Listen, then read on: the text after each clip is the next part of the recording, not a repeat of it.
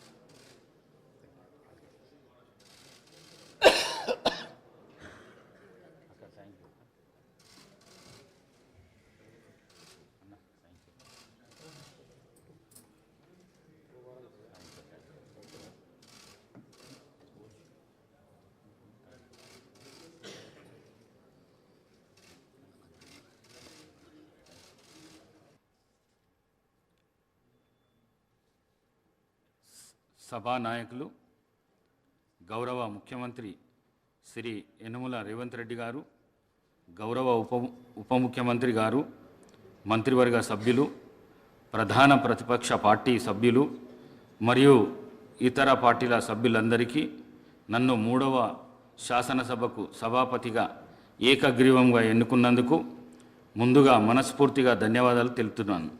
నాపై విశ్వాసం ఉంచి నన్ను ఈ పదవికి ఎంపిక చేసినందుకు గౌరవ ముఖ్యమంత్రి గారికి నా యొక్క కృతజ్ఞతలు తెలియజేస్తున్నాను.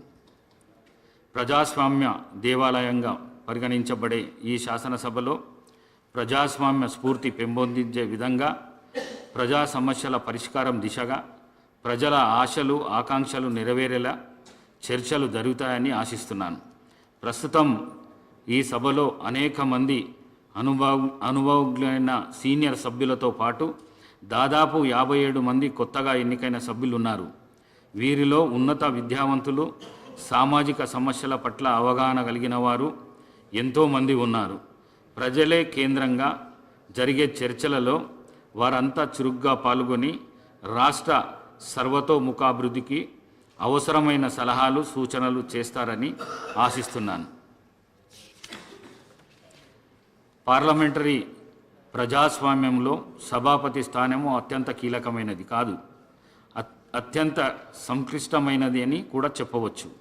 ఎప్పటికప్పుడు కాలమాన పరిస్థితులను అనుగుణంగా ప్రజలకు అవసరమైన చట్టాలను తయారు చేయడంలో సభ్యులను కార్యోముఖులను చేసి అటు సమాజానికి ఇటు సభకు సారథిగా వ్యవహరించవలసిన గురుతర బాధ్యత సభాపతిపై ఉంటుందనడంలో ఎటువంటి సందేహము లేదు. సభాపతిగా ఎన్నికైన నేను పార్టీలకు అతీతంగా నిష్పాక్షితంగా వ్యవహరిస్తూ సభ్యులందరికీ సభలో వారి వారి పార్టీల సంఖ్యా బలానికి అనుగుణంగా సమయం కేటాయిస్తూ అందరికీ ప్రజా సమస్యలపై మాట్లాడే అవకాశాన్ని కల్పించడానికి ప్రయత్నిస్తానని హామీ ఇస్తున్నాను. ఎక్కడైతే చట్టసభలు ప్రజాస్వామ్య స్ఫూర్తితో ఫలప్రదమైన చర్చలు చేస్తూ ప్రజా సమస్యల పరిష్కారానికి కృషి చేస్తాయో అట్టి సమాజాలు ఉజ్వల భవిష్యత్తును కలిగి ఉంటాయని చరిత్ర చెప్తుంది. కాబట్టి మనమంతా కూడా తెలంగాణ రాష్ట్ర సమగ్ర అభివృద్ధికి ఆ దశలో పయనించవలసిన ఆవశ్యకత ఎంతైనా ఉందని భావిస్తున్నాను. తెలంగాణ శాసనసభ దేశంలోని అన్ని చట్టసభలకు ఒక రోల్ మోడల్గా ఉందనే విషయము మీ అందరికీ తెలుసు. ఆ గౌరవం మరింత ఇమిడించే విధంగా సభలో మన వ్యవహార శైలి ఉండాలని, ఆ మేరకు గౌరవ సభ్యులంతా తమ వంతు తోడ్పాటు అందించాలని కోరుతున్నాను. సభాపతిగా మీరు అప్పగించిన ఈ బాధ్యతను రాజ్యాంగబద్ధంగా నిర్వహించడానికి నా శాయశక్తుల కృషి చేస్తానని, నా కర్తవ్య నిర్వహణలో ఆ మేరకు మీరంతా తప్పకుండా సహకరిస్తారని ఆశిస్తున్నాను. ఫోర్త్ ఎస్టేట్గా పిలువబడే ప్రింట్ మరియు ఎలక్ట్రానిక్ మీడియా సభా కార్యక్రమాలను ప్రజలకు చేరవేయడంలో ప్రధాన పాత్ర పోషిస్తుందని, కనుక సంబంధిత పత్రికా ప్రింట్ మీడియా ప్రతినిధులందరికీ సహకరిస్తారని ఆకాంక్షిస్తున్నాను. సభాపతిగా నన్ను ఏకగ్రీవంగా ఎన్నుకోవడంతో పాటు నాకు శుభాభివందనలు తెలియజేస్తూ నా గురించి మంచి మాటలు చెప్పిన మీకందరికీ మరోసారి నా హృదయపూర్వక ధన్యవాదాలు తెలియజేస్తూ సెలవు తీసుకుంటున్నాను.